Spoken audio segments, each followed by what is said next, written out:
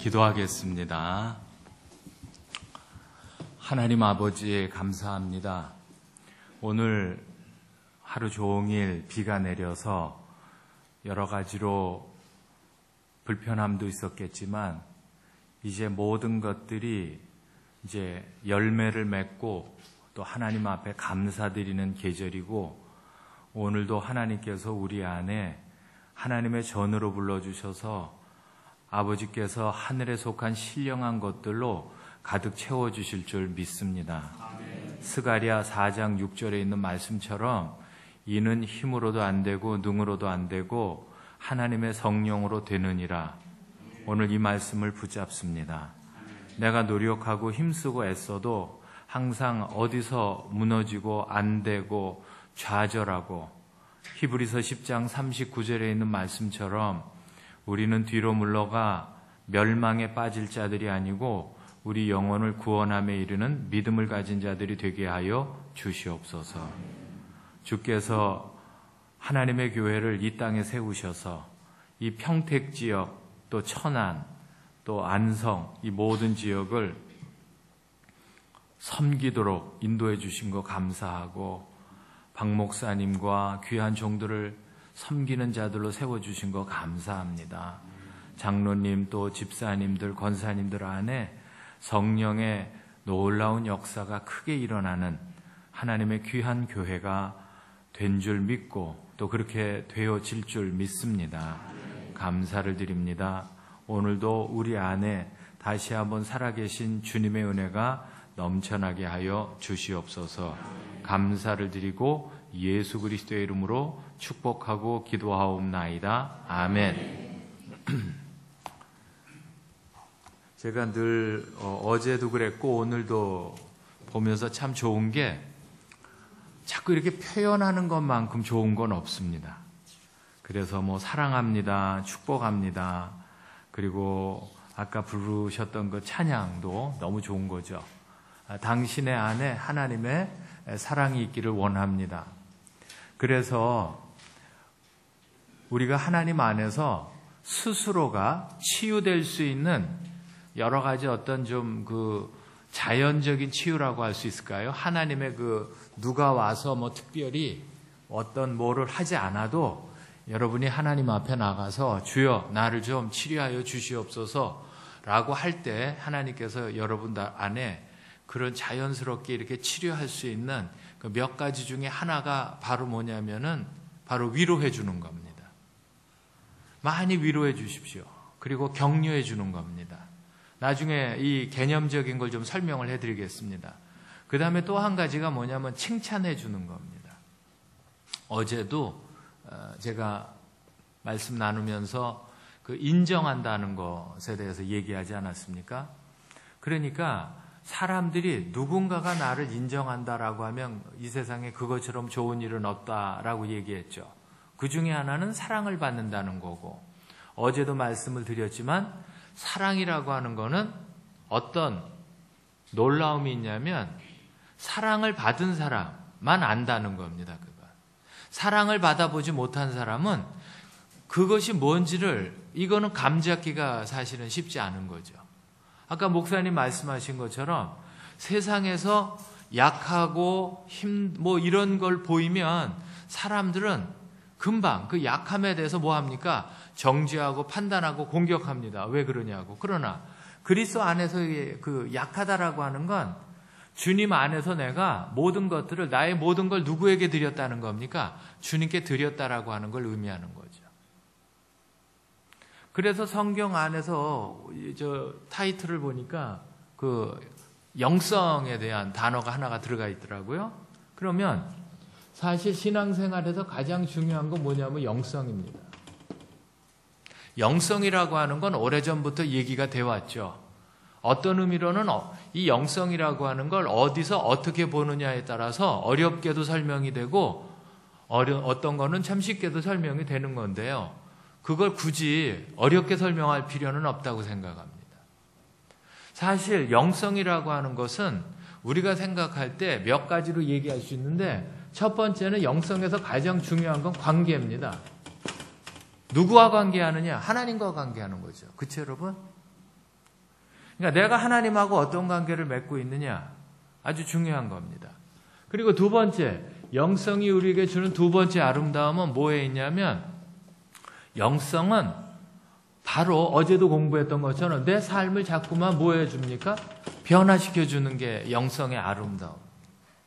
내가 하나님 안에서 계속해서 꾸준한 영성을 가지고 있다라고 한다면 내 삶은 진리이신 말씀은 성경 전체가 우리에게 뭐라고 말합니까? 요한복음 1장에서 말씀은 예수 그리스도이십니다. 그러니까 바로 하나님의 살아계신 말씀을 내가 들을 때 그 살아계신 말씀의 능력으로 나는 어떻게 됩니까? 점점 어떻게 되죠? 변화가 되어져 가는 겁니다. 자, 세 번째, 영성의 아름다움 하나는 뭐냐면 훈련입니다. 훈련. 이 세상에 그냥 되어지는 건 아무것도 없습니다. 제가 2년 전인가 맨체스터 도시에 집회를 갔었어요. 맨체스터 가서 이제 집회를 하는데 거기 맨체스터 사랑의 교회라고 하는 교회인데 가서 내가 우연치 않게 누굴 만났냐면 그 축구 선수 박지성이라고 하는 형제님을 만났죠. 그 우연치 않게 이제 이렇게 뭐 교회에 왔으니까 이런 얘기 저런 얘기를 이렇게 나누는데 박지성 아시죠? 네, 혹시 모르실까? 전혀 반응이 없으셔가지고 나만 하나 해가지고 지금. 근데 그분이죠. 근데 참 건실하시더라고요. 뭐 깊은 만남은 아니었지만 짧은 만남이었는데 거기서 제가 느낀 거는 뭐냐면 스스로가 무슨 고백을 하냐면 목사님 사실 엄밀하게 말하면 저는 축구할 만한 체력을 가지고 있는 사람은 아닙니다. 그래요. 아니 그렇게 잘하는데요. 맨유에서 그렇게 열심히 다 막 이렇게 했잖아요. 그러니까 무슨 얘기를 하냐면 저는 그게 다 노력으로 이루어진 겁니다. 딴 사람들이 잠자지 않을 때 저는 혼자 뛰었습니다. 그리고 발도 보여주는데 발도 왜 무슨 발이라고 그러죠? 평발이라고 그러나요? 잘 못 뛴대요, 자기는. 근데 그걸 극복했다는 거예요. 뭐 이런 얘기를 해줘요. 근데 이렇게 보니까 이 말수도 적은 사람인데 말도 그렇게 이렇게 그냥 잘 못해 하는 것도 그냥 분위기에 안 맞는 요즘 젊은 친구들 표현으로 생뚱맞은 말을 이렇게 해요. 분위기에 안 맞는 거. 그러니까 본인은 이제 그런 생각을 갖고 사는 거죠. 근데 한 가지 놀라운 건 아주 건실하고 착하고 그래서 내가 이래서 이렇게 되는구나. 그러면서 얘기를 해주는 게 뭐냐면 훈련이 오늘 나를 만들었다는 거예요. 그러니까 뒤집어서 말하면 뭡니까? 노력이죠. 그러니까 영성이라고 하는 건 뭡니까? 세 가지로 얘기할 수 있는데 첫 번째는 하나님과의 관계예요. 어떻게 하나님과 관계를 잘 하느냐가 상당히 중요한 포인트가 되겠죠. 두 번째는 뭡니까? 하나님하고 내가 어떤 관계를 맺느냐에 따라서 변화가 일어날 거예요. 예수를 믿으면서 변화가 일어나지 않은 신앙은 죄송합니다. 그건 신앙생활이 아니에요. 신앙의 궁극적인 목적은 변화가 이루어져야 돼요. 근데 맨날 똑같다는 거예요. 예수를 5년, 10년 믿었는데 더 이상 변화가 안 되죠. 그런 사람은 정말 안타까울 수밖에 없는 거예요. 그리고 또 한 가지는 뭡니까? 오늘 이 영성이라고 하는 것의 특징적인 것 중에 하나를 여기서 이제 공부를 해보면 영성이 이러한 것을 가지고 있는데 이걸 또 오늘을 살아가는 우리들의 언어로 이걸 표현을 한다면 이걸 뭐라고 얘기할 수 있냐면 많이 들어보셨죠? 경건의 삶이라고 얘기합니다. 경건의 삶의 특징은 뭔 줄 압니까? 날마다 반복해야 된다는 거예요. 성경을 날마다 읽어야 되고 뭐 2분이건 5분이건 반복적으로 날마다 뭐를 해야 됩니까? 기도를 해야 된다는 거예요. 그리고 하나님의 교회가 주중에 언제 모인다라고 약속을 해놓은 거 있지 않습니까? 모임들? 그런 모임들을 참석한다는 것은 결국 뭡니까? 이러한 경건의 삶을 만들어 나가는데 얼마나 중요한 걸 허락하는지 몰라요. 여러분은 어떻게 생각할지 모르겠지만요. 교회가 만들어내는 다양한 프로그램들이 그냥 여러분은 별 그게 없을 거라고 생각하지만 천만의 말씀 그렇지 않습니다. 거기서 여러분이 모르는 만큼의 역사가 일어나는 게 하나님께서 핏값 주고 세우신 하나님의 몸된 교회 안에 세우신 놀라운 영적인 프로그램들의 능력이 그런 데서 나타나는 거예요. 근데 사람들은 그걸 잘 몰라요. 제가 옛날에 한국에서 전임 전도사 노릇을 할 때 우리 그 목사님이시죠. 우리 담임 목사님께서 그분은 뭘 그렇게 고집을 하셨냐면요. 왜 주보에 왜 그 성경 공부 드러나는 거 있죠. 뭐 예를 들면 무지개 색깔은 몇 개입니까? 이런 것까지 내게 하셨어요. 저한테. 목사님 이거는 다 아는 거 아닙니까? 하라면 해. 했어요. 그러니까 그때 그 아무것도 모르는 철딱선이었던 제 생각에 요즘에 이걸 누가 하겠냐. 근데 나중에 알고 보니까요. 그 왜 주보에 한 귀퉁이를 점선을 오려서 내라고 해가지고 왜 가로 열기도 있고 뭐 예를 들어 네 개 중에 하나를 고르라고 하는데 우리 담임 목사님이 1년에 그걸 꼭 연말이 되면 그걸 시상을 하셨거든요.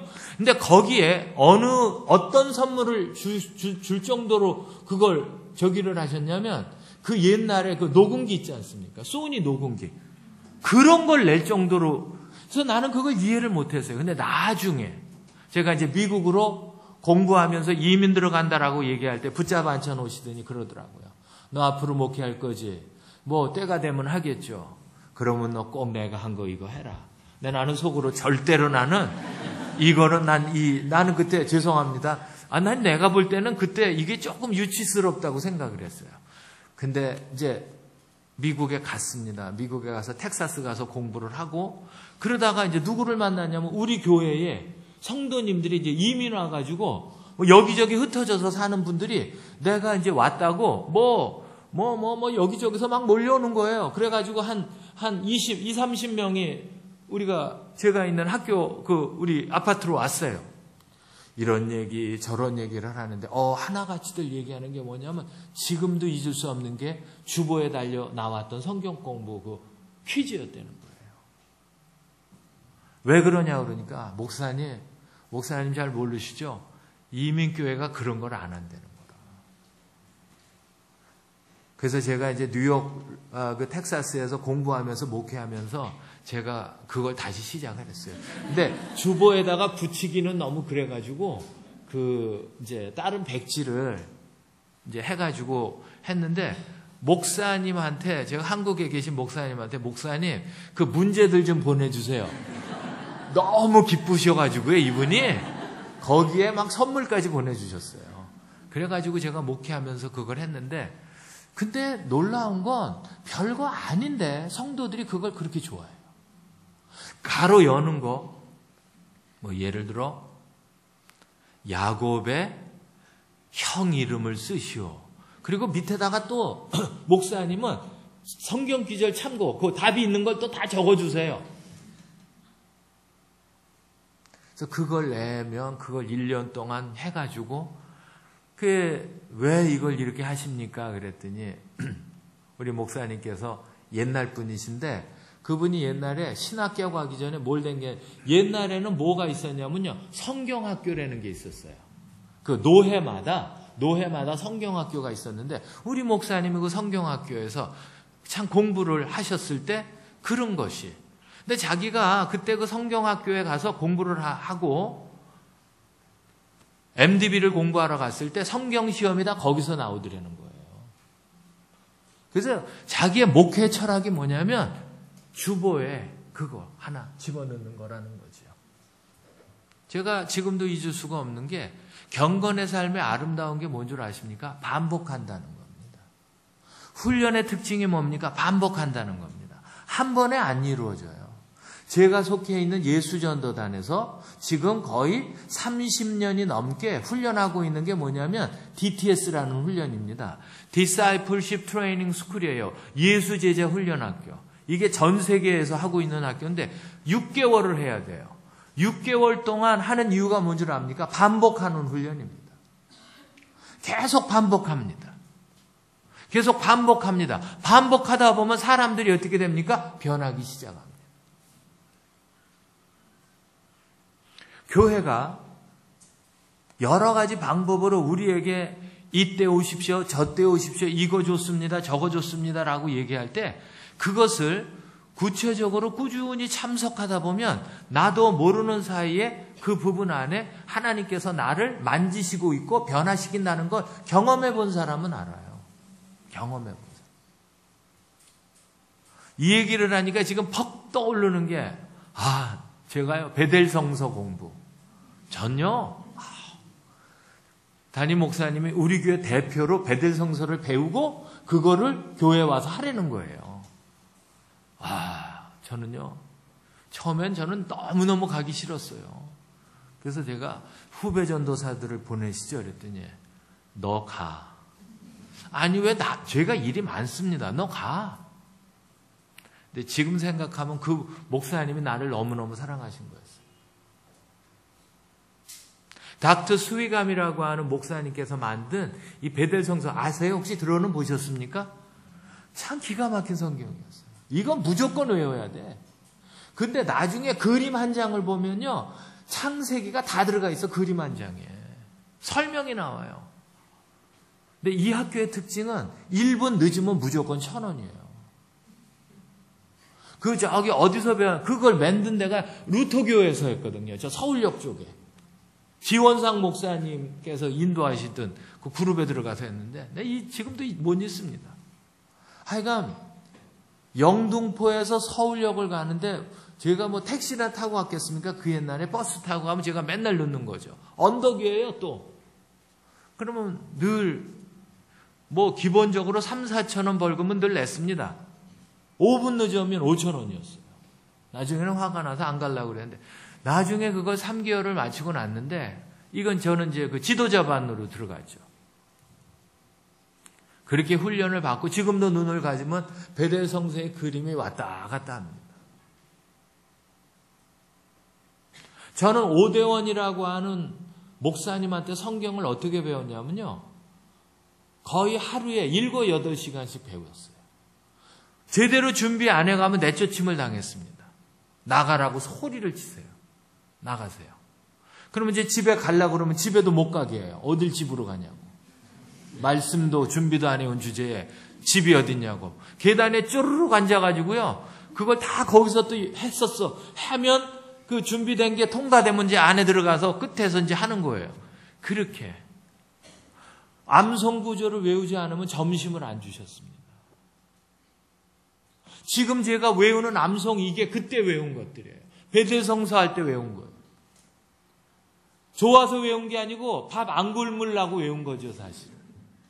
근데 지금 사역을 통해서 이게 이렇게 감사한 건지 지금도 내가 너무 고마워하죠. 요번에도 왔다 가셨는데 요번에 못 뵀습니다. 그 오대원 목사님 이제 연세가 80이시거든요. 그분이 1960년도에 우리나라에 샌프란시스코에서 배를 타고 한 달 동안 배를 타고 부산에서 내리신 분이에요. 우리나라에 선교사로 파송이 되셔가지고. 그러다가 전두환 대통령 때 쫓김을 당했습니다. 그때 많이 우셨죠. 지금도 그분이 우리에게 말씀하시는 게 뭐냐면 말씀을 붙잡지 않는 사람은 하나님의 사람으로 살기가 어렵다. 말씀을 붙잡아야 한다. 말씀을 붙잡아야 기도가 어제도 말씀드린 것처럼 기도가 응답이 되고 말씀을 붙잡아야 성령의 역사를 경험할 수 있다. 말씀을 붙잡지 않는 사람은 울리는 괭갈이다. 그러면서 지금도 저희에게 가르쳐 주신 게 뭐냐면 물어보시는 거예요. 하나님의 말씀이 살아있는 걸 믿느냐 그러면 아멘 했죠. 근데 그분이 2가지 가르쳐 줬어요. 이 중에 하나님의 말씀을 지식으로 받는 자가 있다. 하나님의 말씀을 지식으로 받으면 머리로 받는 사람들이다. 외울 수는 있겠지. 꿰뚫어 볼 수는 있겠지. 그러나 지식으로 받는 사람은 어디에서 무너지느냐? 고난이 오면 무너진다. 그러나 2번째, 말씀은 뭐냐? 진리로 받는다. 진리로 받으면 어떻게 되느냐? 고난이 올 때 고난을 뚫고 나가는 힘이 있다. 21세기 현대 교인들의 안타까움이 뭐냐? 하나님의 말씀을 지식으로 받는 거예요. 그러니까 변화가 안 일어나는 거죠. 예배에 참석을 해서 하나님의 선포되어지는 말씀을 듣는 건 좋은데 여러분 듣는 것도 마찬가지예요. 듣는 것도 로마서 10장 17절에 믿음은 들음에서 나며 들음은 그리스도의 말씀으로 말미암느니라. 그런데 어떻게 듣느냐? 이걸 영어로 표현을 하면 듣는다라고 하는 걸 두 가지로 얘기할 수 있어요. 하나는 listening이라고 해요. 하나는 hearing이라고 해요. 한국말로 말하면 하나는 뭡니까? 청종하는 거예요. 청취하는 거예요. 또 하나는 들려지는 소리예요. 오늘 비가 오면 바깥에 빗소리가 내 의지와 관계없이 들리는 거예요. 자동차가 지나가면 들리는 거예요. 사람이 지나가면 사람 소리가 들려요. 그러나 내가 하나님의 말씀을 들을 때 그런 식으로 들리면 그거는 여러분에게 지식은 될 수 있지만 여러분에게 변화는 안 돼요. 그러나 내가 듣기로 결정하고 들으면 그 말씀은 생명의 역사가 일어나는 거예요. 제가 1년에 몇 번 목회자 세미나를 인도하러 가요. 목사님들에게 내가 늘 부탁하는 게 뭐냐면 말씀을 하실 때 또박또박 하세요. 목사님. 그리고 빨리 하지 마세요. 그리고 잘 전달되게 하세요. 저기 오류동에 가면요. 연세중앙교회라고 있어요. 근데 이제 우연치 않게 그 연세중앙교회 윤석전이라고 하는 목사님 설교를 듣게 됐거든요. 저는 못 듣겠어요. 무슨 소리인지. 왜? 그분은 다 성대가 상했어요. 다 망가지셨어요. 쉰 소리예요. 근데 그 교회 성도들은 너무 잘 들린대. 왜 그럴까요? 듣기로 결정했으니까. 그냥 들려지는 소리를 듣는 게 아니에요. 마찬가지예요. 이 자리에 임삼식 목사가 지금 말씀 나누는 걸 듣겠다라고 오신 분이 있고 들어보려고 오신 분이 있고 들어도 그만 안 들어도 그만 여러 가지 그 마음의 상태가 있겠죠. 그러니까 결과는 달라지겠죠. 그건 다 똑같아요.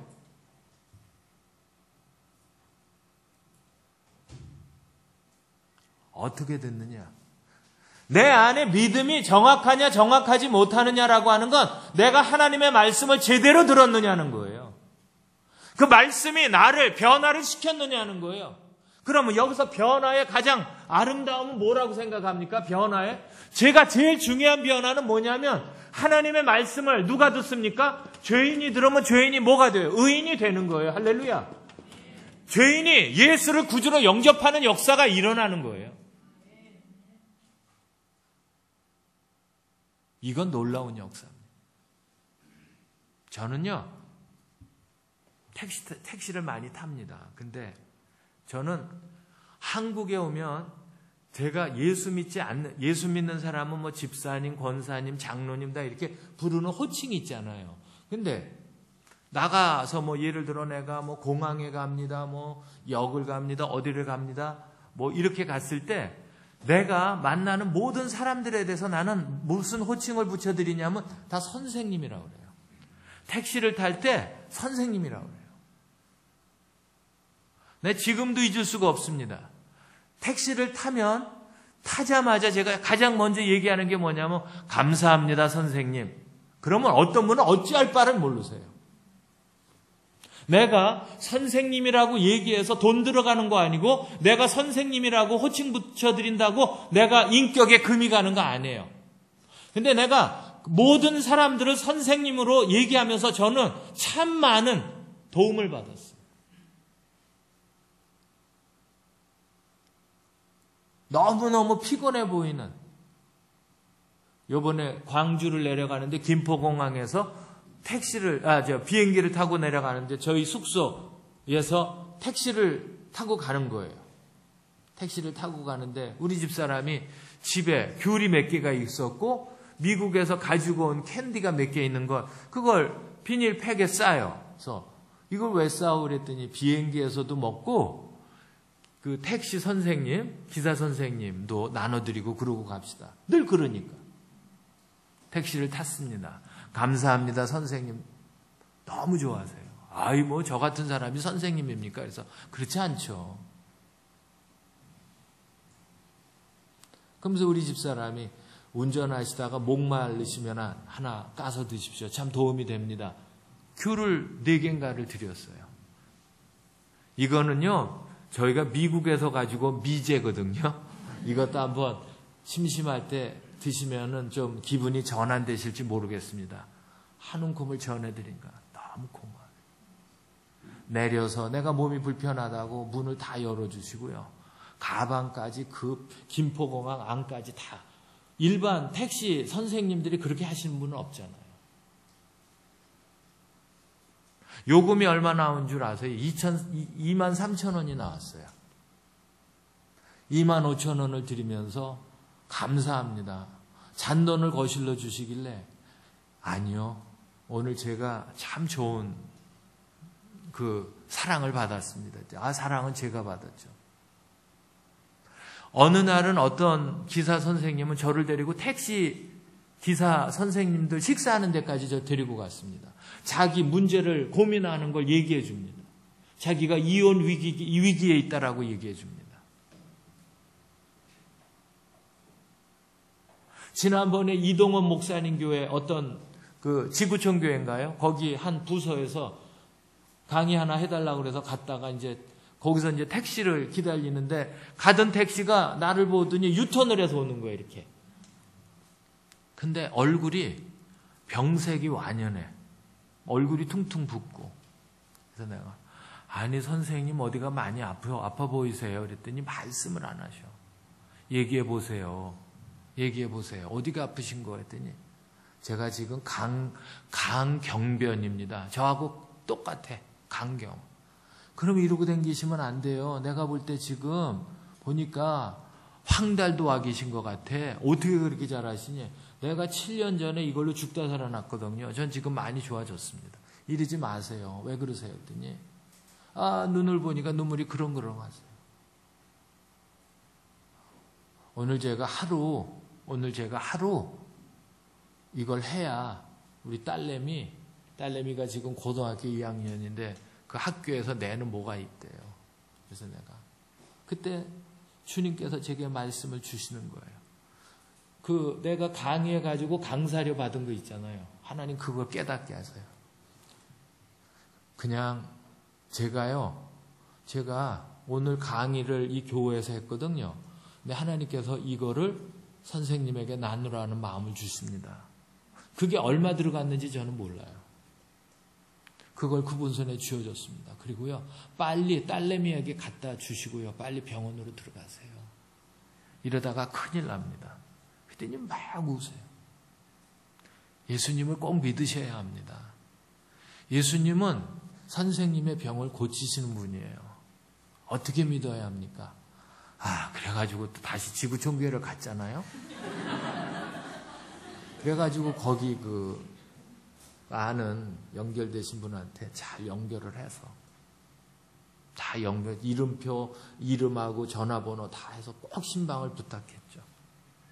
결국 교회 등록을 했고요. 그분이 가끔 전화하십니다. 제가 알아요. 이 간이 아픈 분은요, 돈 없으면 간 아픈 분은 죽어요. 왜? 약값이 너무너무 비싸요. 간약은. 제가 분당 차병원을 석 달에 한 번씩 가거든요. 그러면 석 달치, 제가 미국으로 돌아가야 되니까 약을 지으면 꼭 석 달치를 지어요. 석 달치 약값이 250만 원에서 300만 원이에요.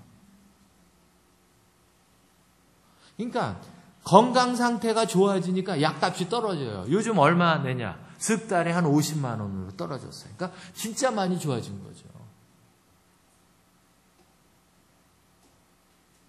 오늘 주님께서 하나님의 말씀을 뭘로 듣느냐? 그래서 평강의 하나님께서 우리에게 말씀하시는 게 뭡니까? 너희의 영과 혼과 몸이 흠없이 보존되기를 원한다. 누가 오실 때까지? 예수님이 오실 때까지. 그럼 우리의 이 모든 것이 흠없이 보존될 수 있는 여러 가지 것 중에 하나가 뭡니까? 말씀을 붙잡고 사는 삶이에요. 말씀. 하나님의 말씀. 다른 길이 없어요.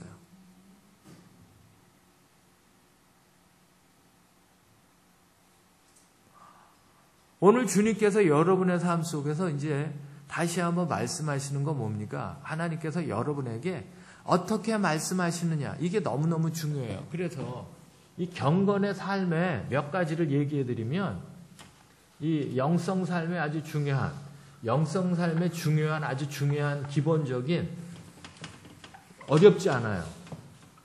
저는 이걸 상당히 중요한 것 생각하는데, 첫 번째, 여기에 조건이 하나가 들어가는 게 매 순간이라는 거예요. 매 순간. 자, 그럼 매 순간은 하루에 몇 번의 의미가 있을까요? 3번? 7번? 10번? 아니에요.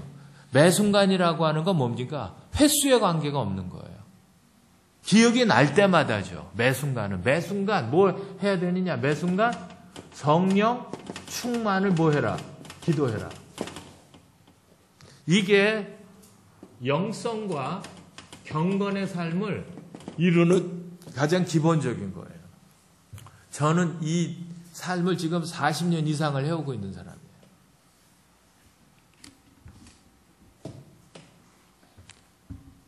성령 충만을 위해서 기도해라. 여러분, 에베소서 5장에서는 뭐라고 말합니까? 술 취하지 말라. 이는 방탕한 것이니 오직 성령 충만을 받아라. 거기서 뭐 취하지 말아라? 여기서 단어가 취하지 말라라고 하잖아요. 그러면 이거를 거의 어떤 개념으로 받아들이시는 줄 아세요? 술을 뭐 하지 마라? 먹지 말라인데 그건 두 번째고요. 첫 번째는 뭔 줄 아세요? 술을 네 곁으로 가까이 가지고 오지 말라. 구약 성경에 그 여인을 취하지 말라. 무슨 의미인지 아시겠죠? 첫 번째는 뭐냐면 이쪽에 있는 걸 네가 네 눈에 보이는 대로 가지고 오지 말라는 거예요. 만약에 가지고 왔다면 두 번째 뭐 하지 마라? 마시지 말라는 거예요. 자, 술 취하지 말라. 왜? 술을 취하면 사람이 어떻게 되느냐? 방탕하게 된다는 거예요. 근데 여기서 여러분, 이 취한다는 의미가 두 번째 개념, 술을 마신다는 개념이 정신위생학에서는 뭐라고 말하냐면 중독의 개념을 말해요. 애딕션, 중독이에요. 그러면 중독되면 어떻게 되는 줄 압니까? 술이든 약이든 거기에 지배를 받고 사는 삶이 되는 거예요. 그러니까 컨트롤을 당하는 거지. 그러면 그건 너무너무 무서운 거예요.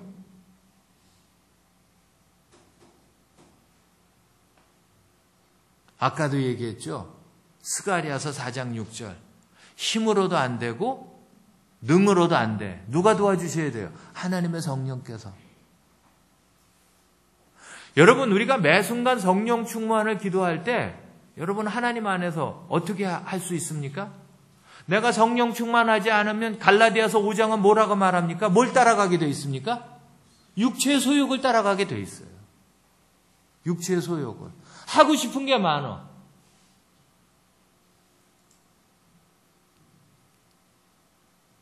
갖고 싶은 것도 많고.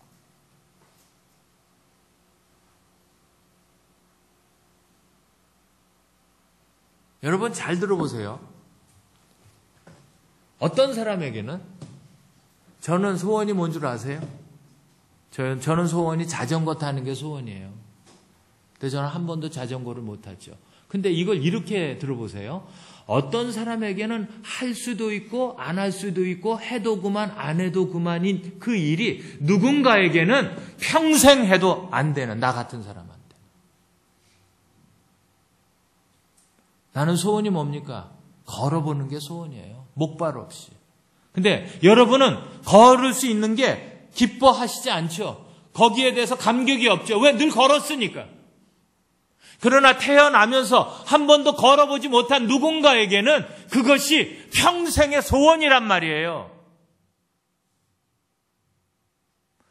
내가 가지고 있는 그 아름다운 것에 대해서 감사하지 못하고 기뻐하지 못하고 그것에 대해서 하나님 앞에 그 고귀함을 누리지 못하고 산다면 그 사람은 정말 병든 사람이에요.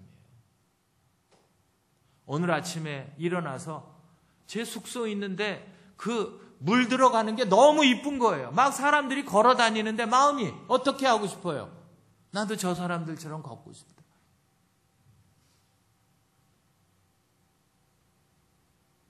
제가 LA 있을 때 우리 딸내미가 아빠 이 프로가 너무 좋다 그러면서 나한테 보여준 프로가 뭐냐면 코이카의 꿈이라는 프로였어요.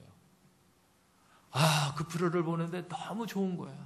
내가 본 프로가 뭐냐면 필리핀에 계신 마간지 누간지 의사 선생님인데 그분은 간암에 위암에 아이가 그분도 종합병원인데 그분이 곰곰이 의사로서 곰곰이 생각해 보니까 어차피 죽음을 기다릴 필요가 없더래요. 예수님도 믿는 분인데 그래가지고 그냥 필리핀 마닐라로 가가지고 가난한 사람들 진료를 하다가 이 양반이 한계가 있어가지고 지인들을 통해서 펀드레이징을 일으켜가지고 뭐를 했냐면 그 버스 있죠. 완전히 그 폐차시키는 버스를 무슨 차로 바꿨냐면 그 이동병원으로 바꾼 거예요. 그걸로 뭐 박이온이 이런 데 가는데 그걸 보는데 그날 제가요 그 프로를 보고 막 울었어요. 너무 기뻐서 너무 감동이 돼서 그래 절대로 당신 이제 얼마 살지 못합니다 할 때 죽음을 기다리는 어리석은 인생은 되지 말자.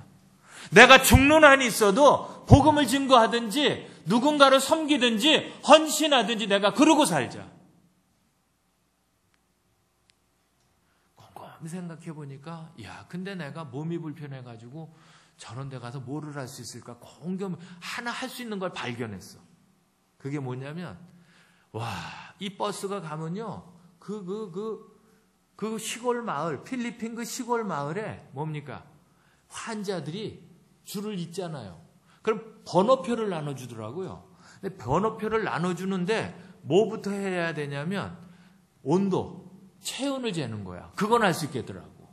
체온기 귀에다가 꽂고 이름 적어주고 이 사람 체온 몇이고 고혈압까지 잴 수 있겠더라고요. 내가. 그래서 주님 앞에 요즘 기도하잖아요. 주여 나 그런데 한 번만 보내주세요. 그 얘기를 올 여름에 우리 후배들하고 밥을 먹는데 우리 후배 중에 하나가 그 통합집교단의 군목으로 오래 있다가 은퇴를 했어요. 최희철 목사라고. 근데 이 친구가 내 얘기를 듣더니 그런 형님 그리고 나서 군목으로 거의 20 몇 년을 하고 은퇴를 했는데 아들도 군목이에요 지금. 참 놀랍죠. 근데 이 친구가 그렇게 이 친구도 가만히 생각해서 은퇴하고 내가 뭐 할까 이러고 살 게 아니야. 결국은 네팔로 갔어요. 카트만두로. 그래가지고 거기서 아마 장로의 신학대학하고 어떻게 연결이 돼가지고 분교 같은 뭔가를 만들었나 봐요. 그러더니 저한테 형님 거기 오시오. 거기 와서 강의 좀 하죠. 내가 그래. 근데 거기 공항에서부터 가는데 나같이 불편한 사람도 갈 수 있나? 아이고 걱정하지 마시오. 오기면 내가 포장을 깔아줄게. 그래. 근데 왜 그런 마음이 생기냐면요. 어느 날은 어떤 다큐멘터리를 봤는데 어떤 휠체어 탄 형제가 히말라야까지 가더라고요. 막 주위에 도움을 얻고. 나도 저기 가고 싶은데. 여러분은 얼마나 감사한 사람인지 모르세요? 여러분 걸을 수 있잖아요. 자전거 탈 수 있잖아요. 우리 친구 목사가요. 친구 목사인데 예수전도단에서 같이 사역하시던 분인데 저기 이태원에 가면 한남교회라고 있어요. 옛날에 거기 청년부 담당 목사인데 청년부 데리고 수영회를 갔다가 오다가 마지막 날 수영을 하는데 다이빙을 잘못해가지고 척추가 다 나갔어요.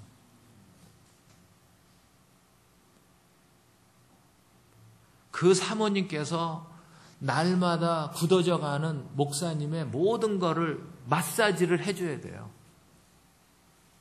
대변 소변을 보려면 아랫배를 계속 눌러줘야 배변이 돼요. 지금도. 근데 놀라운 일이 한 번은 간증한다고 오라 그래서 간증 들으러 갔더니 이 목사님이 무슨 얘기를 하냐면 왜 크리네스 티슈 있죠? 티슈를 턱 뽑는데 7년 걸렸대요. 저 그 얘기 듣고 울었습니다. 우리 선배님하고. 그날 집에 돌아와서 크리넥스 티슈를 한 통을 다 뽑았어요. 기도하면서. 내가 이걸 감사하지 못했습니다. 하나님. 어떤 사람은 이것 뽑는데 7년이 걸렸답니다. 여러분, 하나님이 주신 우리에게 주신 좋은 게 너무 많거든요. 돈이요? 아니요. 여러분, 이 세상은요, 돈으로 할 수 있는 일보다 돈으로 할 수 없는 일이 더 많아요. 아시겠습니까? 세상 사람들은 돈이면 다 해결된다고 그러죠. 그렇지 않아요. 그건 사단의 전략입니다. 첫 번째, 매 순간 뭐 해라? 성령 충만해라. 두 번째,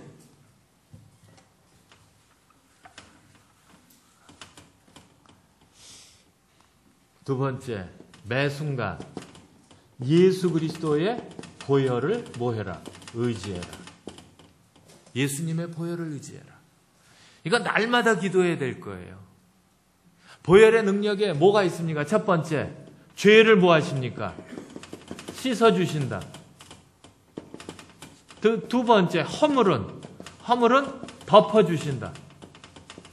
세 번째, 사단의 공격은 뭐 한다? 막아주신다. 보혈의 역사가 이런 게 있는 거예요. 첫 번째 뭐라고요? 죄를 씻어주십니다. 할렐루야. 그 다음에 허물은 뭐 하십니까? 그 다음에 뭡니까? 사단의 공격을 막아주십니다. 그래서 매 순간마다 여러분 보혈을 의지하십시오. 저는요, 지금까지 예수님의 보혈에 대한 책은 이분만큼 잘 쓴 책은 저는 아직 못 찾았어요. 앤드류 머레이가 쓴 예수 그리스도의 보혈의 능력. 저는 그걸 거의 평생, 거의 5, 60번을 읽고 있는 사람입니다. 매번 읽을 때마다 달라요. 예수전도단 선배하셨던 그 찬양 혹시 아세요? 너의 하나님 여호와가. 예. 나중에 한번 불러보자고요. 김진호라는 목사님. 뉴저지에 가면 예수마을교회 목회하시는 목사님, 우리가 형님이라고 불렀죠. 그분이 어느 날 제 앞에 책 한 권을 던져주셨어요. 그때 제 나이 24이었습니다. 너 이거 읽고 밑줄 긋고 소감 좀 써갖고 와라. 그 형님이 나를 너무 사랑하신 거예요. 아, 왜 남한테만 이런 거 시켜요? 했더니 하라 그러면 해. 근데 나한테, 내 지금도 안 읽습니다. 그분이 뭐라 그랬냐면, 삼식 형제, 내가 이 책을 읽었는데 나는 어떤 착각에 빠진 줄 알아? 예수님의 보혈이 내 얼굴에 튀길 정도 같은 느낌이 와가지고 내가 얼굴을 손으로 이렇게 씻는 듯한 느낌을 가질 정도로 그렇게 리얼했다. 첫 번째 그 책을 읽을 때 그 감동은 지금도 잊을 수가 없습니다. 오대원 목사님은 뭐라고 하시는 줄 압니까? 그 책은 성경 다음에 영적인 교과서라고 그랬습니다. 참 놀라운 책이었습니다. 꼭 부탁드립니다. 꼭 사서 읽어보세요. 그리고 혹시 여유가 되시면 앤드류 머레이가 쓴 책은 다 읽으셔도 좋습니다. 너무 아름다운 책입니다. 그분이 쓰신 또 하나의 대표책, 겸손입니다. 휴머니티. 겸손은 이건 너무너무 아름다운 책이에요. 근데 또 쓰셨어요. 순종이 나와 있습니다. 자아가 깨질 때.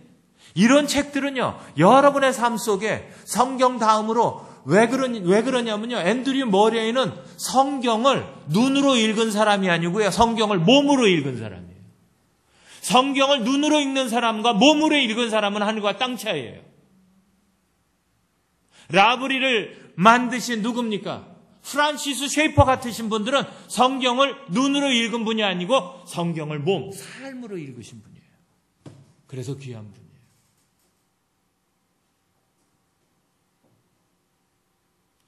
제가 돌아가신 오카는 목사님 좋아하는 이유는 그분 역시 성경을 몸으로 읽으신 분이에요. 그걸 어떻게 느끼는 줄 아십니까? 그분의 말씀을 들으면 그분 말씀 속에 얼마나 말씀 안에서 몸부림을 쳤는지에 대한 흔적이 그냥 느껴져요.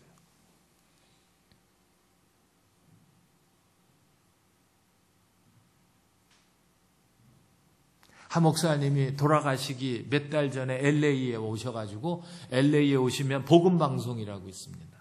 출연하셔서 인터뷰를 하는데 사람들이 이제 염려를 하는 거예요. 목사님 많이 편찮으신데 건강은 어떻게? 그때 아이 뭐 그렇습니다. 그렇게 얘기하지 않고 저는 유리컵 같은 사람입니다. 언젠간 깨질 거예요. 그러나 후회는 없습니다.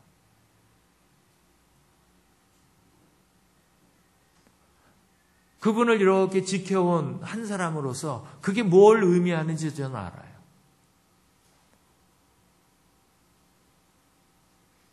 요즘에 하나님께서 다시 한번 우리 안에 말씀하는 게 뭡니까? 보혈을 예배하고 보혈을 찬양하고 보혈 앞에 나가라는 거예요. 피 흘림이 없은즉 뭐가 없다고요? 죄사함이 없는 거예요. 그래서 보혈 찬양을 많이 부르세요. 할렐루야. 요번에 저희 집사람이 많이 아팠죠. 1년 정도. 우리 집사람이 가장 좋아하는 찬양이 뭔 줄 아세요? 보혈을 지나예요. 보혈을 지나 하나님 품으로. 그 찬양만 하면 그렇게 아프다가도 두 손을 듭니다. 마지막에 보면 존귀한 주보혈이 내 영을 새롭게 했네.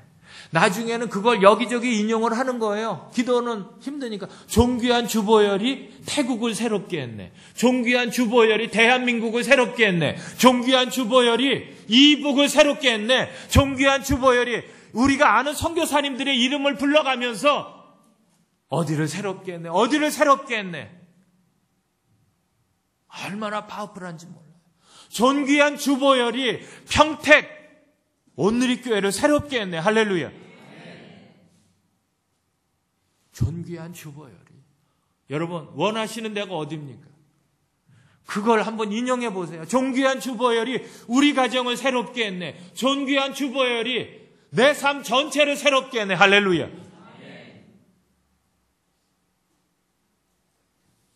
세 번째입니다.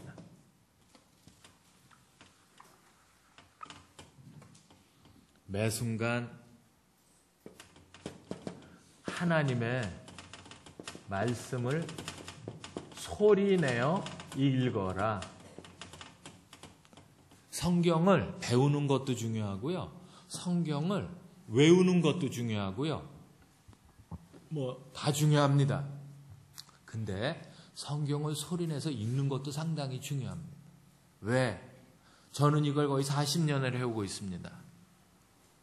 이게 얼마만큼 중요한 줄 아세요? 첫째, 내가 성경을 소리내서 읽으면 하나님이 들으세요. 할렐루야. 두 번째, 내가 들어요. 읽으면서. 세 번째, 누가 듣습니까? 사단이 들어요. 그래서 내가 성경을 소리내서 읽는과 동시에 뭐가 이루어집니까? 영적 전쟁을 선포해버리는 거예요. 아멘. 가정 예배 드릴 때 저는 설교하지 않습니다. 우리 집사람, 우리 딸내미 나 셋이서 가정 예배 드릴 때 어느 날은 마태복음 1장부터 끝장까지 돌아가면서 읽어요. 그럼 얼마 걸리는 줄 아십니까? 40분에서 1시간이 걸려요. 얼마나 아름다운지 몰라요. 거기에 설명이 필요가 없는 거죠. 그냥 읽으면 되는 거예요. 다음 날은 마가복음입니다. 계속 그렇게 나가가지고 우리 딸내미는 영어로 읽어요. 너무 좋습니다. 영어로 읽어주니.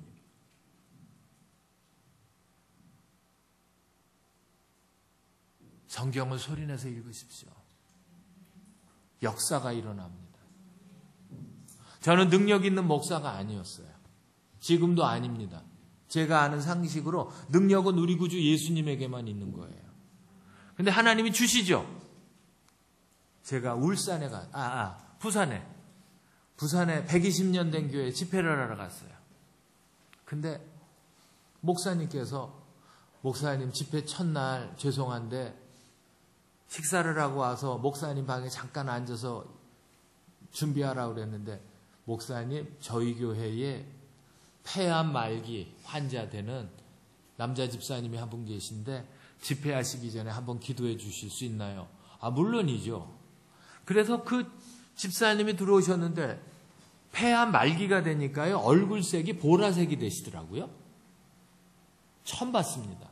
근데 하나님께서 그때 주시는 감동은 뭐냐면 그때가 목금토 일을 했거든요. 집회를. 하나님께서 집회 때마다 전 교인이 같이 기도해 줘라. 그래서 제가 끝날 때까지 집회 시작할 때, 오프닝 할 때 집사님 나오시고 전교인 다 나와가지고 그 집사님 몸에 손을 얹고 기도를 했어요.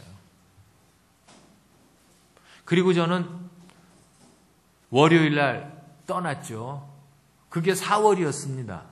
근데 제가 미국으로 들어갔고 2달인가 3달 만에 울산에 집회가 있어서 나왔는데 내가 나온 걸 그 남자 집사님 부인 되시는 권사님께서 우리 예수전도단을 통해서 들은 거예요. 저도 궁금했거든요. 근데 하나님께서 그 권사님이 목소리가 너무 밝으세요. 예정대로라면은 의사의 말대로라면은 지금 그 집사님은 돌아가셔야 되는 거예요. 목소리가 너무 좋아서 제가 하나님께서 집사님을 살리셨군요. 그랬더니 할렐루야. 목사님 기도 맞춰주시고요. 그리고 나서 땀이 나고 너무너무 괴로워서 결국은 서울의 삼성병원이었는데 갔대요. 가니까 의사들이 비상이 걸려가지고서 이젠 마지막인 것 같다고 뭐 청진기를 대고 막 난리가 났더래요. 근데 시간이 지나가면서 모든 게 호흡이며 모든 게 정상으로 돌아오니까 주치의가 오더니 이상하다고 하면서 폐 쪽을 CT를 찍어보자고 찍었는데 놀라운 건 암 흔적이 없어진 거예요.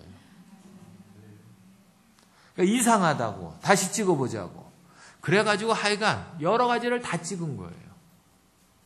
그러니까 암 걸린 분이 배란간에 암이 없어지고 그러면은 의사들이 무슨 얘기를 하냐면 세컨 오피니언 2개의 그 의견을 또 찾아야 된다고 더 유명한 사람들을 해가지고 정밀 검사를 또 했는데 없어 안 나와. 그러니까 미국 같으면 뭐라고 하는 줄 압니까? 미라클이라고 그래요. 기적이라고. 근데 한국은 그렇지 않습니다. 그러면서 6개월 후에 다시 와서 다시 해봅시다. 그러면서 보내드려요. 근데 이분은 하나님이 자기를 치료하신 걸 믿는 거예요. 그때 제가 매번 뭘 하게 했는지 아세요?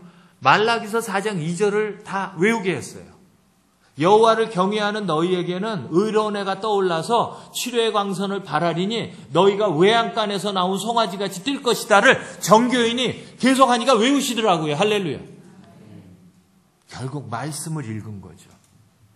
근데 이 권사님이 그래서 제가 감사합니다. 목사님을 꼭 만나야 된다. 그래서 왜요? 했더니 목사님 그래도 이러한 기도를 해주셔서 우리 집사람도 한번 우리 남편도 한번 보고 싶어 하고 그건 좋은데 그러더니 하나님께서 헌금하는 마음을 주셨대. 그거 저에게 할 필요도 없고 왜? 내가 한 게 아닌데.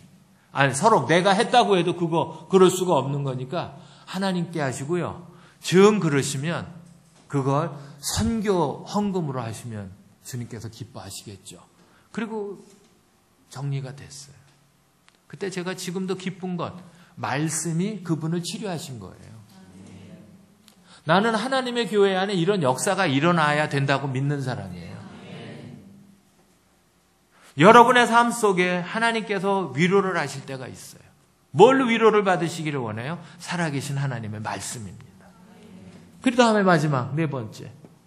매 순간 예수 그리스도의 이름으로 뭘 선포해라? 영적 전쟁을 선포해라. 이거 너무너무 잘하잖아요. 우리의 전쟁은 보이는 전쟁이 아니에요. 여러분, 누군가가 나를 어렵게 하면 그 사람이 나를 어렵게 한다고 생각하지 마시고요. 그 사람 배후에서 그 사람을 충동질시키는 어둠이 있다는 걸 인식하세요. 자식이 속을색입니다. 남편이 속을색입니다. 그러면 자꾸 우리는 자식을 미워하고 남편을 미워하고 아내를 미워하겠죠. 그거는 사단이 원하는 일이죠. 왜? 그 배후에 누가 있습니까? 가정을 흔들게 하고 가정을 어려움 가운데 집어넣으려고 하는 어두움이 컨트롤하고 있고 부추기거든요. 그때는 절대로 당사자들을 공격하지 말고 뭐 해야 됩니까? 어두움을 하나님 앞에 나가 대적하십시오. 놀라운 역사가 일어날 겁니다. 근데 우리는 자꾸 속아요. 어떻게? 저 사람이 나를 공격한다고. 그렇지 않습니다.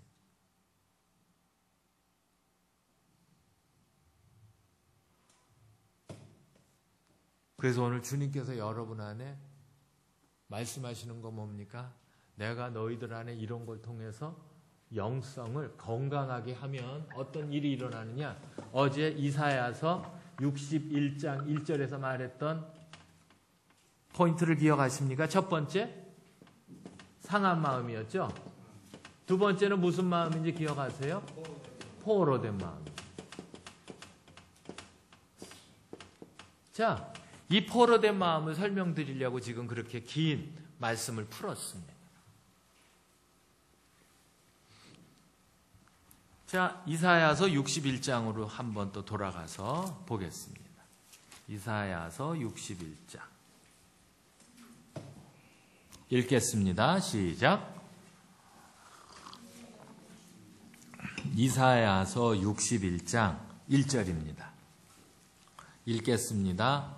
주 여호와의 영이 내게 이는 여호와께서 내게 기름을 부으사 가난한 자에게 아름다운 소식을 전하게 하려 하심이라. 나를 보내사 마음이 상한 자를 고치며 포로된 자에게 자유를, 갇힌 자에게 노임을 선포하며. 예. 자, 포로된 자에게 뭐라고요? 자유를. 이건 또 무슨 뜻이냐? 아까도 얘기했죠? 이 포로라고 하는 의미가 여러분에게는 어떻게 와닿는지는 모르겠지만요. 오늘을 살아가는 우리들에게는 이거는 바로 뭔가, 그것이 사람일 수도 있고요. 그것이 어떤 물질일 수도 있고요. 여러 가지 것인데 거기에 뭐해 사는 걸 말하냐면 붙잡혀 사는 걸 말해요. 예를 들어, 그래서 이 단어를 좀 설명하겠습니다. 순종. 젊은 친구들에게 물어봤습니다. 젊은 친구들에게 뭘 물어봤냐면 어느 때 순종하냐 그러니까 첫 번째 좋아할 때 순종한대요.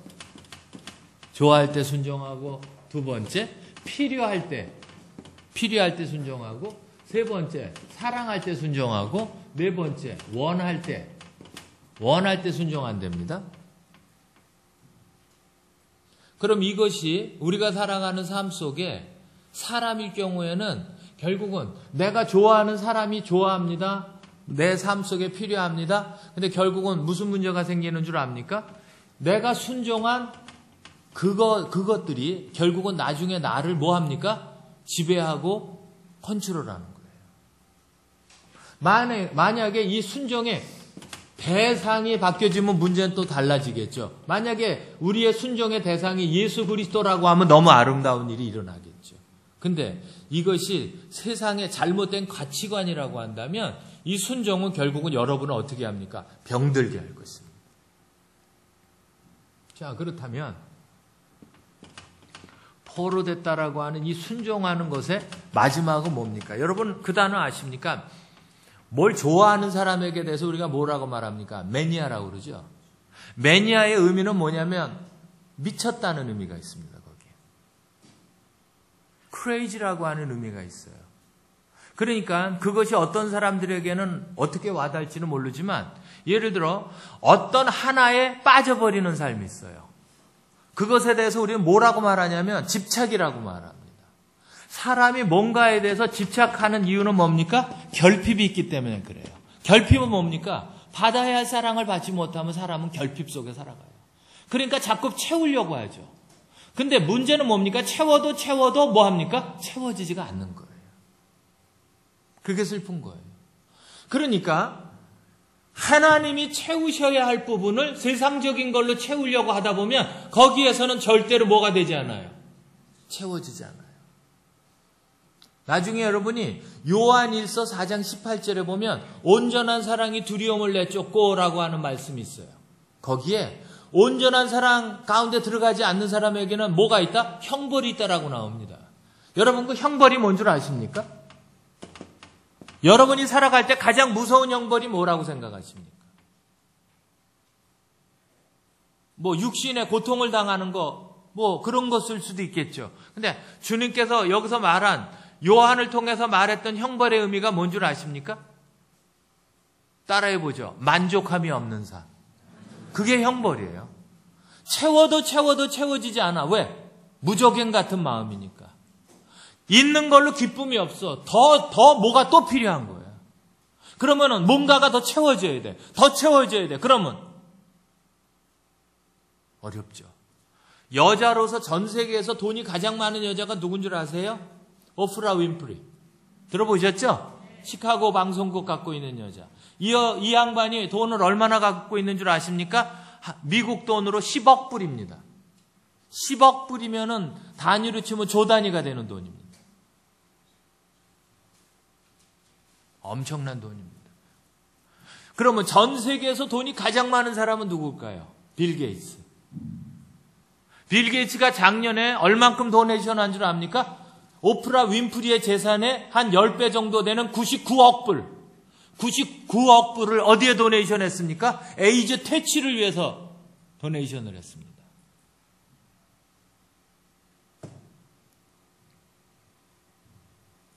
많은 사람들이 생각하는 게 뭔 줄 아세요? 여러분이 가지고 있는 가치관을 물질에다 두면 여러분은 그렇게 될 수밖에 없어요. 그러나 오늘 성경이 말하는 게 뭡니까? 그러면 자꾸 거기에 집착해요.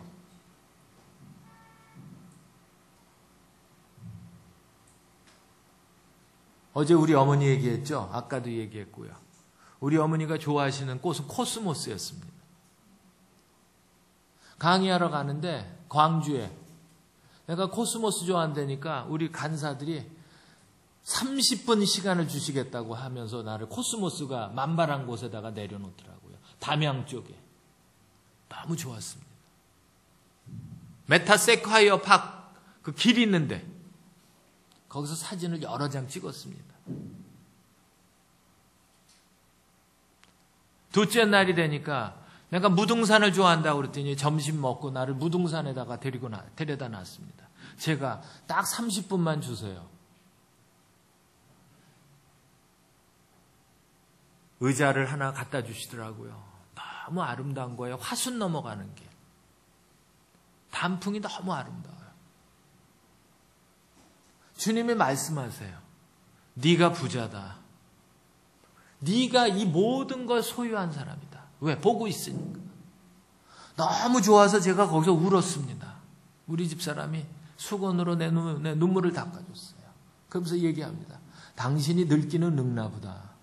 요즘 따라 자꾸 눈물이 많아지네. 아까도 무슨 프로를 하나 봤는데 마음이 너무 아픈 거야.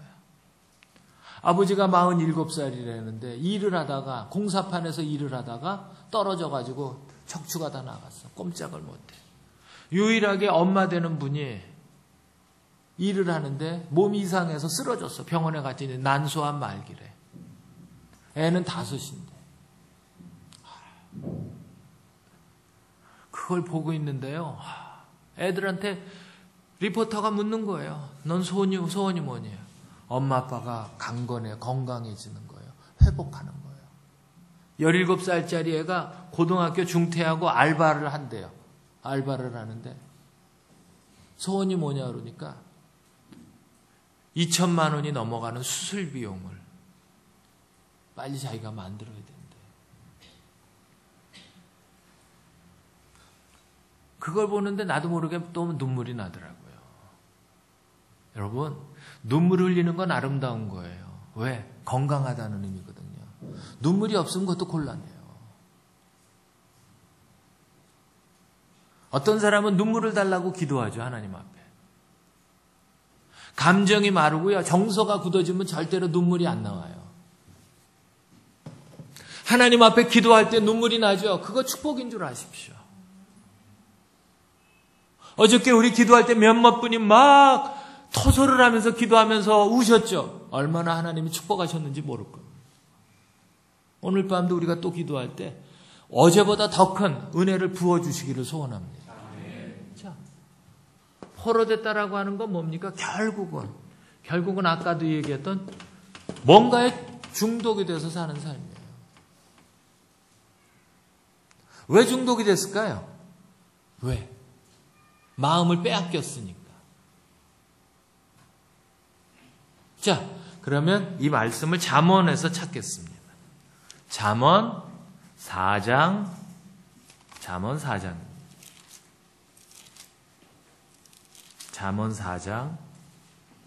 23절. 잘 하시는 말씀이죠. 잠언 4장 23절 다 같이 한 목소리로 읽겠습니다. 시작. 모든 지킬 만한 것 중에 더욱 내 마음을 지키라. 생명의 근원이 이에서 남이니라. 모든 지킬 만한 것 중에 뭘 지켜라? 마음을 지켜라. 마음을 지키지 않으면 어떻게 되느냐? 문제가 생긴다. 마음을 지키게 되면 생명의 근원, 내 삶의 모든 근원이 바로 이 지킨 마음을 통해서 나올 것이다. 아까도 얘기했죠. 왜 우리가 중독되는 줄 아십니까? 마음을 빼앗겼기 때문에 그래요. 창세기를 기억하십니까? 창세기 3장에? 창세기 3장에 보면은 하나님이 지으신 누구예요? 하나님이 지은 누가 있었어요? 에덴 동산에? 네? 아담과 하와는 분명히 있었고요. 또 뱀이 있었죠? 창세기 3장에서는 뱀에 대해서 어떻게 얘기합니까? 하나님이 지으신 들짐승 중에 뱀이 가장 뭐하다? 간교하다.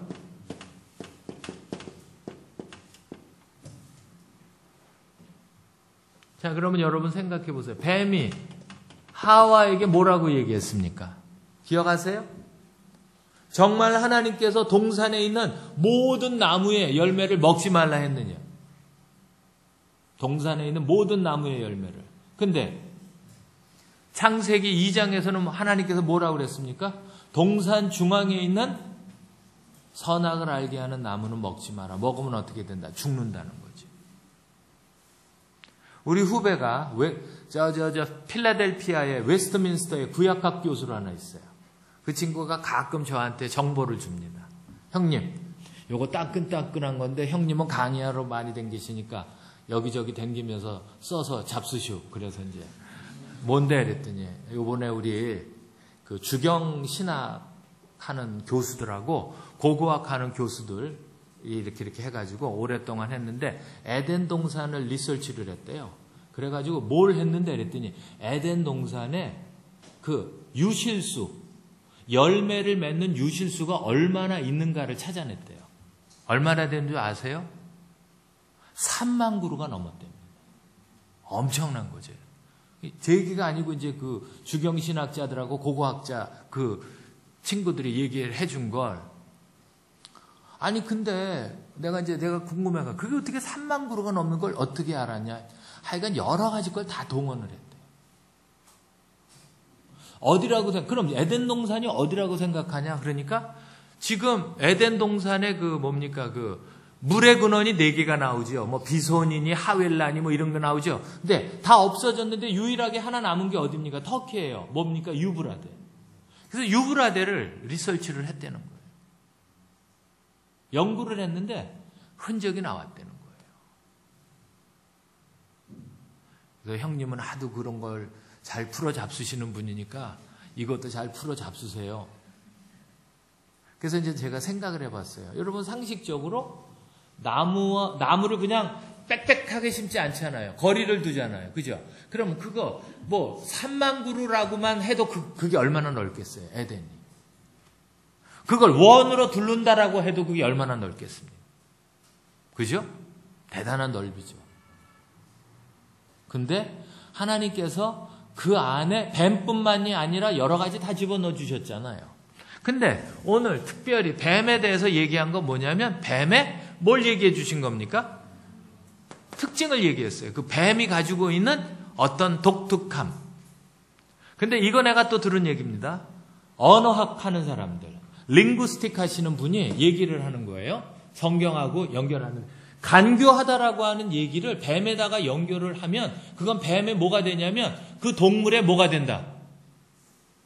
그 동물의 어떤 그 본질이 될 수 있고 본성이 될 수 있다는 거예요. 그럼 예를 들어 뱀이 간교하다라고 한다면 예를 들어 호랑이 하면은 뭐가 생각나냐고 나에게 물어보더라고요. 호랑이 뭡니까? 뭐 용맹스럽고 뭐 그런 것도 있지만 호랑이가 뭐 예를 들어 사냥을 할 때 막 그냥 사슴이니 이런 걸 여기를 덥죽 물어가지고서 막 이렇게 하면 그걸 보면 여러분 무슨 느낌이 들어요? 포악스럽다. 포악하다. 언어학에서 얘기하는 게 뭐냐면 간견이 포악이라고 하는 의미가 짐승들이 가지고 있을 때는 문제가 되지 않았대요. 그건 그냥 언어적으로 뭡니까? 먹이 사슬 정도였다는데, 근데 이것이 인간들이 비교하기 시작했다는 거예요. 저런 포악스러운 놈, 저런 간교한 사람. 그래가지고 짐승들이, 그러면 여러분 원숭이는 뭡니까? 원숭이 생각하면 뭡니까? 원숭이를 포악하다고 합니까? 아니죠. 원숭이에게 있는 정체성, 아이덴티티가 있다는 거죠. 각 짐승마다. 근데 이러한 나무든지 자연이든지 가지고 있는 이러한 모든 것들에 대해서 인간이 언어적으로 뭐 했습니까? 묶었다는 거예요. 묶어서 그 존재들이 그렇게 굳어져 버렸다는 거죠. 이해가 가세요? 무슨 얘기인지? 원숭이는 모방이랍니다. 흉내내는 거. 예를 들면. 자, 그러니까 설명해 주는 게 뱀이 간교하다라고 하는 이 단어 자체를 부정적으로만 보지 말라는 거예요. 오늘은 진짜 아멘 안 하시네. 아멘? 왜 이렇게 약하세요? 아멘. 더 크게 아멘. 아멘. 할렐루야. 참 시켜놓고도 마음이 좀 그렇죠. 마치 뭐하고 똑같아요. 팔을 비틀면서 막 이런 거. 그래도 뭐 저는 좋습니다. 왜냐면요, 강의를 하다 보면 저는, 여러분, 이건 설교가 아니에요. 설교는 선포예요. 프리칭이에요. 나는 티칭입니다. 여러분, 프리칭을 할 때는 어느 누구도 들어올 수 없습니다. 거기에는. 왜? 그건 선포예요. 하나님의 기름 부으신 거, 하나님의 영적 권유라는 겁니다. 주일날 주의 종들을 통해서 이 단에서 선포되어지는 건 누구의 음성으로 들어야 됩니까? 하나님의 음성입니다. 거기에 대해서 이거 달고 저거 달면 안 돼. 근데 우리가 지금 세미나는 이건 뭐예요? 티칭. 여기엔 그래서 내가 뭐 합니까? 어저께 석자연 자매님한테 뭐 이름이 너무 자연스럽다고 그러고, 이건 뭡니까? 이건 강의니까. 그래서 뭐 질문도 해보고 물어도 보고 왜 아멘을 안 하느냐라고 협박도 해보고 하는 이유가 거기 있는 거예요. 왜? 궁금하거든요. 프리칭은 아멘 하든지 안 하든지 그건 중요하지 않아요. 선포니까. 근데 강의는 뭡니까? 확인하고 가야 되거든요. 못 알아듣는지 알아듣는지 궁금해요. 내 자신이 궁금해요. 그래서 자꾸 물어봐요. 한번 청도? 중국 청도? 가서 왜 아멘 하라 그랬더니 앞에 계신 아주 정말 오늘 표현 요렇게 생기신, 근데 제가 절대로 부정적인 의미는 아니라고 그랬죠. 아주 그렇게 생긴 여자 집사님이 앞에 앉아가지고 요즘 말로 말하면 깐죽거리시는 거예요. 이러고 보더니 목사님, 그런데요. 왜요? 그랬더니 목사님은요, 내가 생각할 때 아멘 결핍증이 걸리신 것 같아요. 그래서 그분이 나를 완전히 염장을 질렀어. 그날부터 나중에 알고 보니 또 뭐 강사 대접, 그 식사 대접하는 순서에 들어가 있더라고요. 그래서 내가 미리 알고서 내가 나 이 사람하고 안 먹어요. 왜 그래? 그날 얼마나 얌통머리 없이 말을 해요. 아멘 결핍증이 뭐야? 치료하러 왔다가 상처받고 가네 내가. 아멘 하세요. 아멘. 예, 여러분 영혼을 위해서도 좋아요. 그리고 여러분 주의 종들이 큰 힘을 얻는 게 뭔 줄 아세요? 아멘이에요. 아멘. 맞습니다. 그럼 주의 종들은 다른 걸로 모니터링할 게 없잖아요. 아멘이에요. 주님의 말씀 앞에 아멘들을 하는구나. 자, 그래서 뱀이 여자에게 얘기한 거예요. 정말 하나님께서 이렇게 다 먹지 말라고 했느냐? 근데 하나님은 그렇지가 않았죠. 결국은 여자가 뱀의 음성을 듣고 늘 쳐다봤던 몰동업소 본 거예요. 선악과 나무를 보니까 너무 잘 하시는 말씀 뭡니까? 보암직도 하고 먹음직도 하고 지혜롭게 할 만큼 탐스러워 보인지라.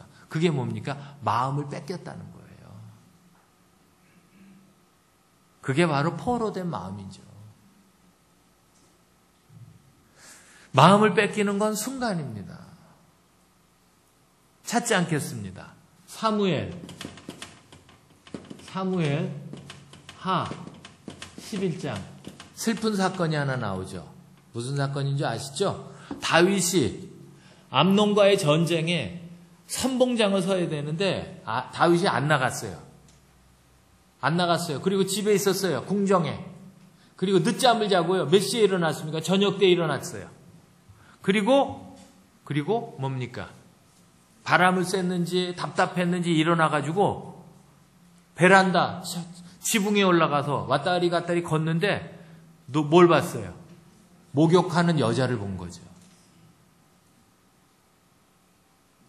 그 여자를 보고 마음을 빼앗기기 시작했죠. 그게 얼마나 안타까운 일이고 가슴 아픈 일인 줄 아십니까? 결국은 사람들을 보내서 저 여자가 누군지를 신원조회를 했어요. 신원조회를 하니까 자기 부하의 부인이야. 유부녀잖아요. 그럼 거기서 정리해야죠. 아니, 평상시 다윗이라고 한다면요, 목욕하는 여자를 보면요, 반드시 즉시 아주 건강했을 때의 다윗의 모습이면 어떻게 해야 되는 줄 아세요? 누구를 불러드려야 돼요? 선지자 나단을 불러서 선지자여, 내가 범죄하였나이다. 내 의지와 관계없이 내가 눈으로 이런 죄를 졌나이다. 나를 위해서 속건제 혹은 속죄제를 드려주시오 하나님 앞에. 이렇게 나와야 되죠. 근데 일단 한번 빼앗긴 마음은 하나님이 없는 거예요. 하나님이 없는 거예요. 마음을 빼앗기기 시작하면 결국은 거기에 하나님이 계셔야 되는데 왜? 하나님이 다윗을 볼 때 뭐라고 그랬습니까? 내 마음에 합한 자라고 했는데 합한 마음을 잃어버린 거죠. 잃어버리니까 어떤 역사가 일어납니까? 욕망과 음란과 해서는 안 될 설명할 수 없는 더러운 일을 저지르고 만 거예요. 여러분, 그래서 아까 우리가 영성 얘기할 때 매 순간 기도하라는 이유가 뭡니까? 매 순간 공격이 들어오거든요. 매 순간 나를 넘어뜨리려고, 나를 쓰러뜨리려고 하는 여러 가지 공격들이 있거든요. 거기서 나는 괜찮습니다 할 수 있는 사람이 몇 명이나 되겠습니까? 저도 매 순간 기도합니다. 오늘도 숙소에서 집사람을 놓고 기도하면서 계속 하나님의 얼굴을 구하면서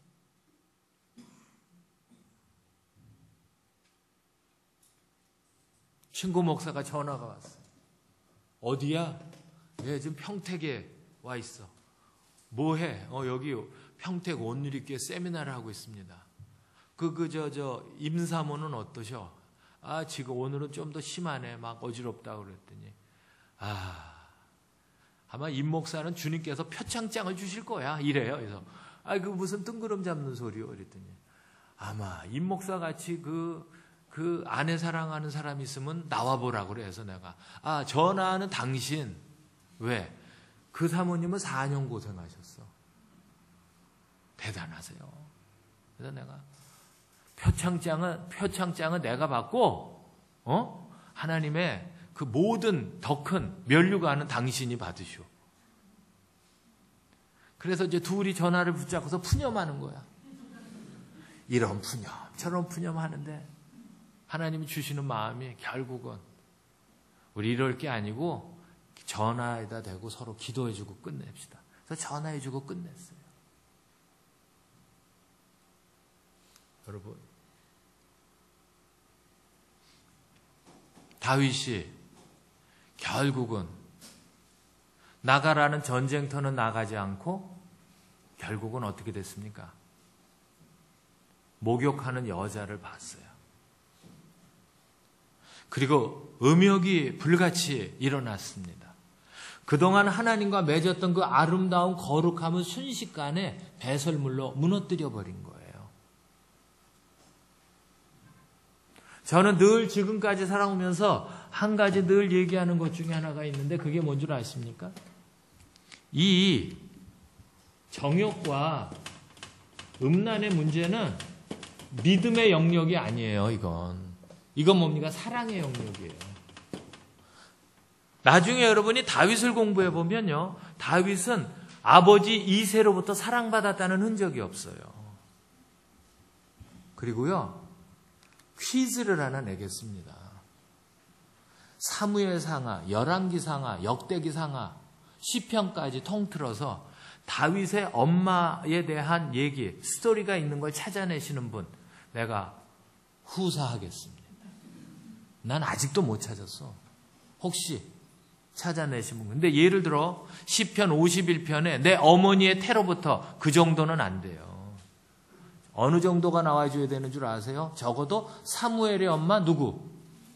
한나 정도.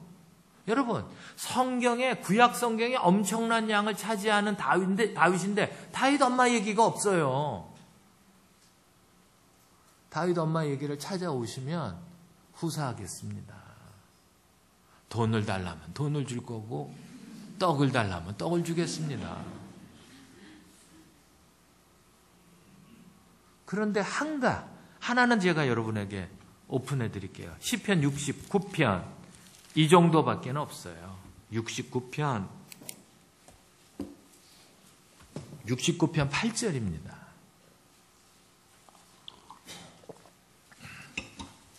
69편 8절 다 같이 읽겠습니다. 시작. 내가 나의 형제에게는 객이 되고 나의 어머니의 자녀에게는 낯선 사람이 되었다. 이 한 구절에 다 들어가 있어요. 외로운 사람이에요. 외로운 사람, 고독한 사람, 형제들로부터 인정받지 못한 사람. 다윗의 큰형이 누군 줄 아세요? 엘리압이죠. 다윗과 엘리압의 나이 차이가 한 15살 차이가 났다고 그럽니다. 근데 다윗과 엘리압과 형 셋이 골리앗이 쳐들어와가지고 블레셋과의 전쟁에서 징집을 당해가지고 끌려나갔는데 아버지 이새가 위문품을 보내려고 누구를 불러 제낍니까? 다윗을 불러 제낍니다. 근데 거기서 참 가슴 아픈 얘기는 이거를 갖다가 백부장에 천부장에게 주고 뭐 이건 니네 형들에게 갖다 주는데 갔다 오면서 꼭 뭘 받아와야 되는 줄 알아? 증표를 가지고 오너라. 마음이 안 놓이는 거예요. 그래서 다윗이 가지고 가는데 형이라는 작자가 그 전쟁터에 누구를 본 거예요? 막내 동생을 봤잖아요. 막내 동생을 보면은 형이라는 작자가 뭐라고 얘기해야 돼요? 야 막내 너 여기 웬일이냐? 어쩌려고 여기 왔냐? 뭐 이런 건 물어봐야 되잖아요. 형이라는 인간이 뭐라고 그랬냐면 아버지 양은 어디다가 내 편개치고 넌 여기 왔냐? 너는 처음부터 너는 교활하다고 뭐 별욕을 다 해요. 그러니까 형제들로부터도 뭘 못 받아? 사랑을 못 받아요. 기억하시죠? 사무엘상 15장 16장에 보면 사울이 하나님께서 사울을 왕 삼은 걸 후회하셔가지고 하나님께서 베들레헴에 있는 다윗 집에 이새 집에 가라. 거기 내가 기름 부을 자가 있다. 그래서 이새 집에다가 명령을 내린 거예요. 니네 집 아들 다 집결시켜라. 근데 이새가 그 말 순종했어요? 아니요. 누굴 뺐어? 다윗을 뺐죠. 다 이게 다냐? 하나가 있는데 걔는 뭐 보나 마나입니다. 그래도 데리고 와라. 그걸 보면 아버지가 왜 다윗을 그렇게 바깥으로 몰게 하셨을까요? 근데 또 안타까운 건 지금 말씀드린 것처럼 그 위험한 전쟁터에 오라고 하는 자리는 안 데려오고 안 가도 될 자리를 굳이 또 누굴 보냅니까? 다윗을 보내. 느낌이 뭔 줄 압니까? 이새는 다윗을 별로 안 좋아했어. 느낌이 그래요. 그러니까 오늘 이런 고백이 나와요. 내가 내 가족들로부터는 객이고 손님이다. 나는 외롭다. 시편의 구구절절이 고백되어지는 내용이 뭡니까? 단어적으로는 그런 개념이 없지만 뭡니까? 나는 외로운 거예요. 나는 고독한 거예요.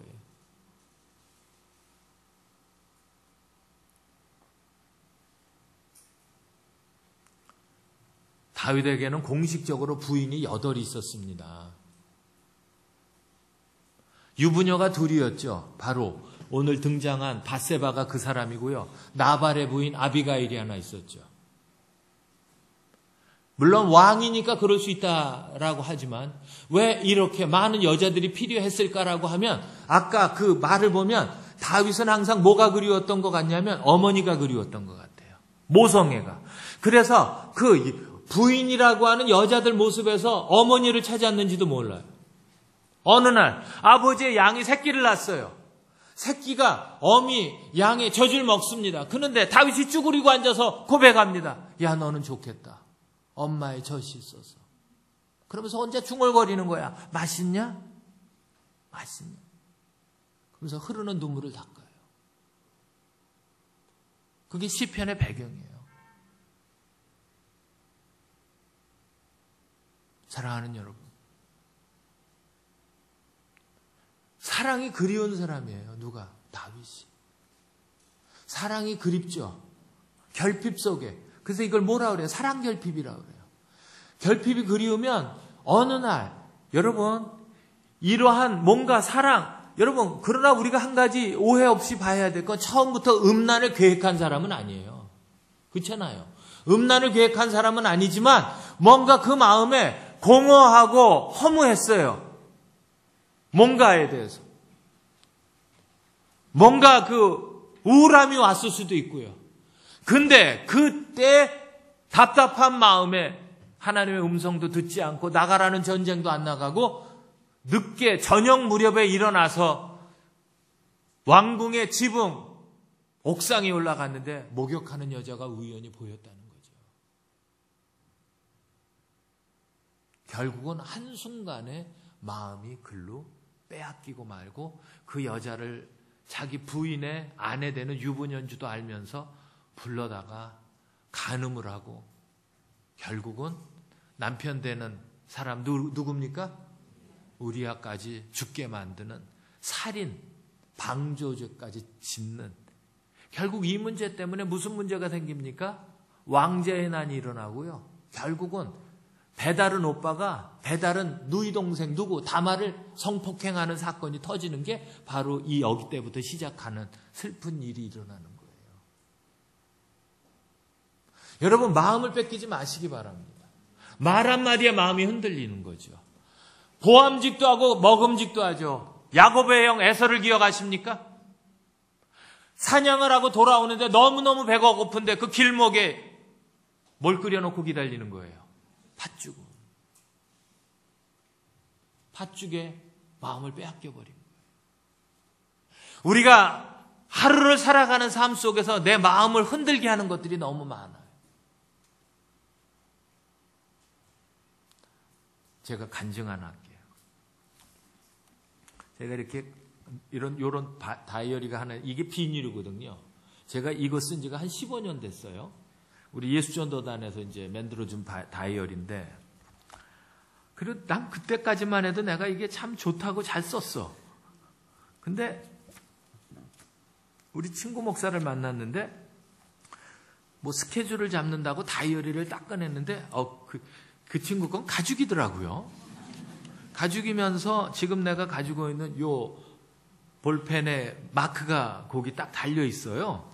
그래서 내가 야, 너 이런 거 어디서 났냐? 그랬더니 자기 교인이 선물을 줬대. 아니 교인이 이런 거 선물도 주냐? 했더니 야, 나 좀 보여줘라 했더니 보여줬는데 마음에 쏙 들어오는 거야. 그래서 내가 그러니까 내가 다윗을 이해했다니까요. 거기서 내가 그 친구한테 뭐라 그랬냐면 나 이거 놔줘라. 그랬더니 난 그러면은 그 친구가 그래? 필요해? 그럼 너 가져라. 필요하면 너 써. 이럴 줄 알았어요. 뭐라 그러냐면 안 돼. 근데요. 그 안 된다는 그 말이 나를 완전히 뭘 이렇게 돌게 만들었어요. 너 내가 미국에서 나올 때 너 부탁하는 거 내가 너 다 갖다 줬지. 생각나 안 나? 사람이 유치해지는 거야. 좋지. 근데 너 이거 하나 근데 그래도 이건 내 사랑하는 성도가 선물을 준 건데 이걸 곰방 줘봐라. 그럼 우리 성도가 얼마나 섭섭하겠니? 뭐 이래서 야, 성도가 네가 그걸 쓰는지 안 쓰는지 어떻게 알아? 이 사람이 한번 이렇게 헷가닥대고요. 마음이 이렇게 휘어지니까 막 우기게 되더라고요. 그랬더니 주님께서 그만하지. 예. 근데요, 이게 눈에서 안 떠나. 왜냐면 저는 이 쓰는 걸 좋아하는 사람이고, 저는 뭐 이런 뭐 다 있죠. 뭐 아이패드도 가지고 다니고 컴퓨터 무거워서 안 갖고 다닙니다. 근데 저는 제가 직접 써야 돼요. 쓰는 게 제게 와닿아요. 그래가지고 그거 참 뭐 이제 이랬단 말이에요. 그리고 그 다음 주에 이제 중국 북경으로 이제 집회를 갔어요. 그리고 이제 잊어버렸는데 오전 강의를 마치고 났는데 점심을 먹고 그 담임 목사님인지 하여간 목사님 바람이나 한번 쐬시죠. 뭐 여기저기 갔는데 근데 여기요 그 아주 재미난 물건들 파는 데가 있어요. 뭡니까? 그러니까 짝퉁 파는 가게들이 많대 해서 거길 가시지 했으니 아예 안 가요. 제가 그 짝퉁 파는 데를 갑니까? 하다가 이게 생각이 난 거야. 거기에 이런 것도 파네요. 다 있어요. 목사님 없는 거 빼고 다 있어요. 갔어요. 정말 있는 거야. 근데 보니까 진짜보다 더 좋아 보여 내 눈에. 그걸로 다른 건 보지도 않았어요. 그걸 보고서 이거 노트 구멍이 이게 몇 개가 되는지 열었다가 막 목사님 이거 필요하세요? 요즘 이거 사람들이 많이 사갑니다. 목사님들 오셔서 지난번 어느 목사님 이거 한 두세 개 사가셨습니다. 이게 한국 돈으로 얼마예요? 했더니 한국 돈으로 3만 원이래요. 그거 가격도 좋고 막 이제 그래서 그럼 이걸 하나 구입해 볼까요? 무슨 막 했는데 벼락 같은 음성이 내게 들리는 거예요. 주님께서 뭐라고 하시는 줄 아세요? 너는 진짜인데 가로 열고 너는 명품인데 너는 가짜를 써야 되겠냐? 가짜를 쓰기까지 그게 그렇게 좋으냐? 제가요 그냥 내려놓고서 뒤도 안 돌아보고 나왔어요. 그래서 내가 마음을 뺏긴다는 느낌을 알아요. 이런 마음이었구나.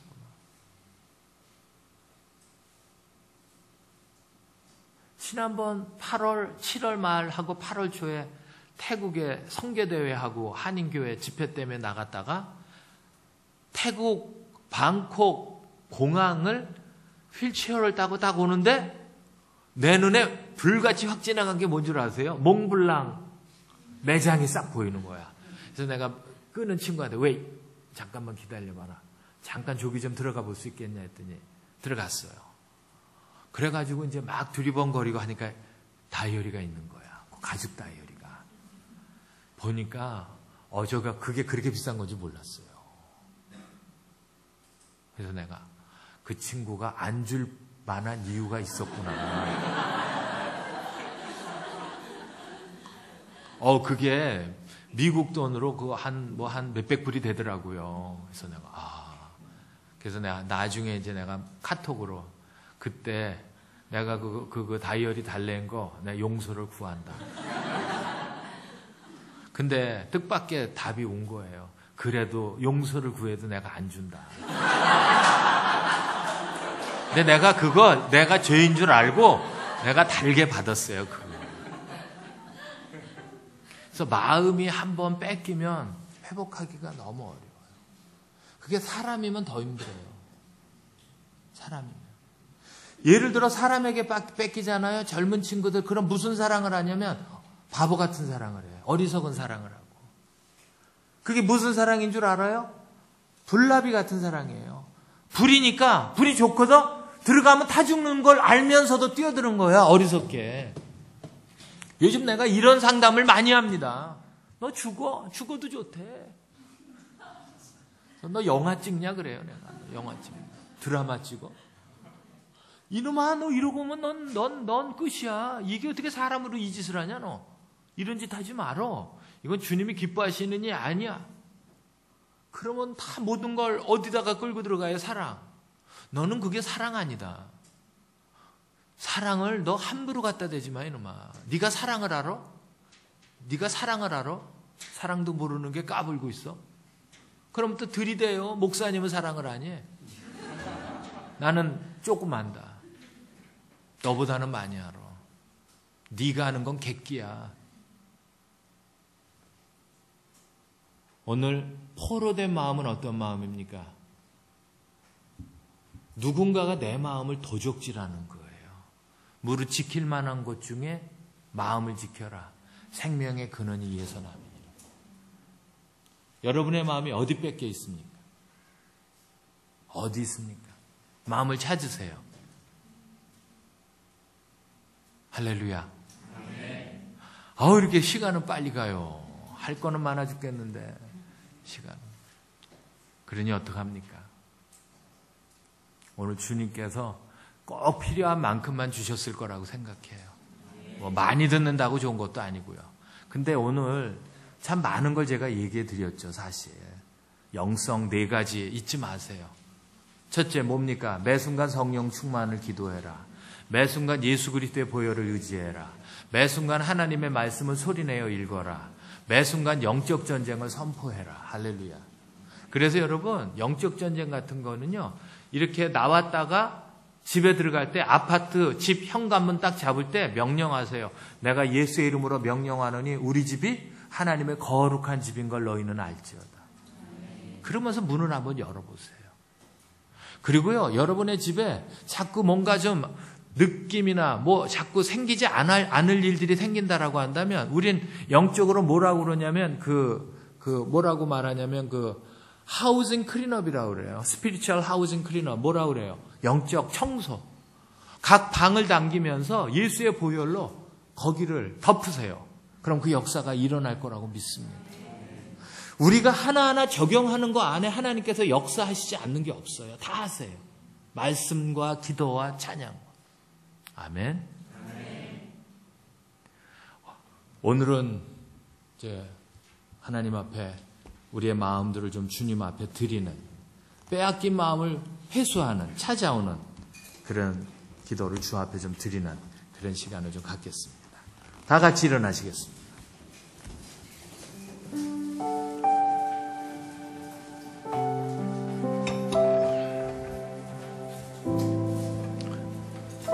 여러분, 어제도 기도했고 오늘도 기도하는 건 뭔 줄 아세요?